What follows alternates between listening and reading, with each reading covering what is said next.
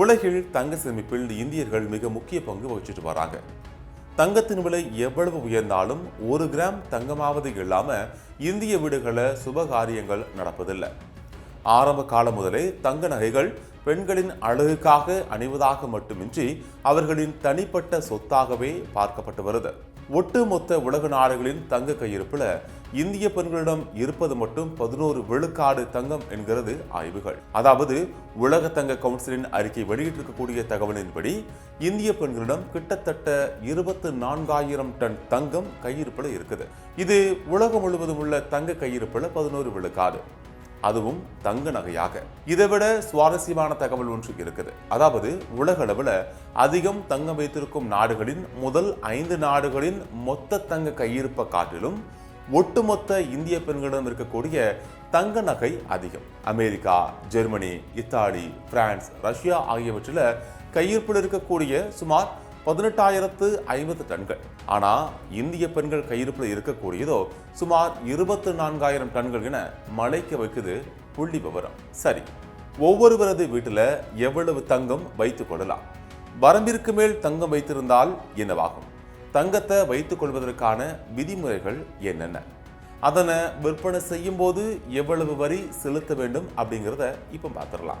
மத்திய நேரடி வரிகள் வாரியம் கோடிட்டு காட்டி உள்ளபடி அறிவிக்கப்பட்ட வருமானம், விலக்கு அளிக்கப்பட்ட வருவாய், நியாயமான வீட்டு சேமிப்புகள் அல்லது விளக்கக்கூடிய ஆதாரங்களில் இருந்து பெறப்பட்ட சட்டப்பூர்வமாக பெற்ற பணம் ஆகியவற்றிலிருந்து தங்கம் வாங்குவது வரி விதிப்புக்கு உட்பட்டது இல்லை. இந்தியாவில் ஒருவர் சட்டப்பூர்வமாக எவ்வளவு தங்கம் வைத்திருக்கலாம் என்பதற்கு நிலையான வரம்பு எதுவும் கிடையாது. இருப்பினும் வருமான வரித்துறை தங்கம் வைத்திருக்கும் அளவு உங்கள் அறிவிக்கப்பட்ட வருமானம் மற்றும் சட்டப்பூர்வமான நிதி ஆதாரத்துடன் ஒத்துப்போக வேண்டும் என்று சொல்லுது. தனிநபர்கள் வருமான சான்றுகள், கொள்முதல் பில்கள் அல்லது பரம்பரை ஆவணங்கள் மூலம் தங்கம் வைத்திருப்பதை நியாயப்படுத்த வேண்டும்.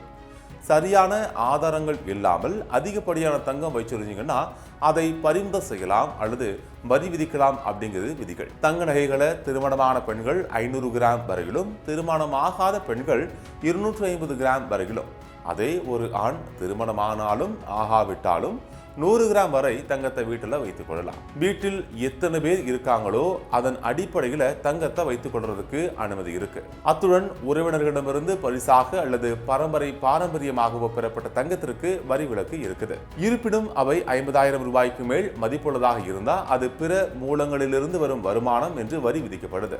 அது மட்டும் இல்லாம தங்கத்தை விற்பனை செய்ய வேண்டுமானா குறுகிய கால கேபிட்டல் லாப வரி உங்களுக்கு விதிக்கப்படும். அதாவது தங்கம் வாங்கிய 3 ஆண்டுகளில் அதை விற்பனை செய்தால் இந்த வரியை உங்கள் வருமான கணக்குடன் இணைத்து அந்த வரியுடன் சேர்த்து கட்டலாம். தங்க பத்திரத்தின் மூலம் வாங்கி முதலீடு செய்வோருக்கு ஜிஎஸ்டி இல்லை. அதே சமயம் தங்க பத்திரத்தின் மீது கிடைக்கும் 2.5 விழுக்காடு வட்டிக்கு நீங்கள் வருமான வரி கட்ட வேண்டும். மேலும் 8 ஆண்டுகள் கழித்து விற்பனை செய்தால் எந்த வரியும் கிடையாது. டிஜிட்டல் தங்கம் வாங்கினால் ஜிஎஸ்டி வரி மட்டும் செலுத்தினால் போதுமானது. டிஜிட்டல் தங்கம் வாங்குவதற்கு எந்த விதமான உச்சவரம்பும் கிடையாது. ஆனா ஒரு நாள்ல ரூபாய் 2 லட்சத்திற்கு மட்டுமே டிஜிட்டல் தங்கத்தை வாங்க முடியும். நீண்ட காலத்திற்கு பிறகு கையில் உள்ள தங்கத்தையோ அல்லது டிஜிட்டல் தங்கத்தையோ விற்பனை செய்தால் 20 விழுக்காடு வரியும், தேவைப்பட்டா 4 விழுக்காடு செஸ் வரியும் விதிக்கப்படும். தங்க நகைகளை எவ்வளவு வேண்டுமானாலும் வீட்டில் வைத்துக் கொள்ளலாம். அதுல கட்டுப்பாடுகள் கிடையாது. அதே நேரம் குறிப்பிட்ட அளவுக்கு மேல தங்கம் வைத்திருந்தா அதை எங்கிருந்து வாங்குனீங்க அல்லது பரிசா கிடைச்சதா என்பதற்கான தகுந்த ஆதாரங்களுடன் கூடிய விளக்கத்தை அளிக்க வேண்டும்.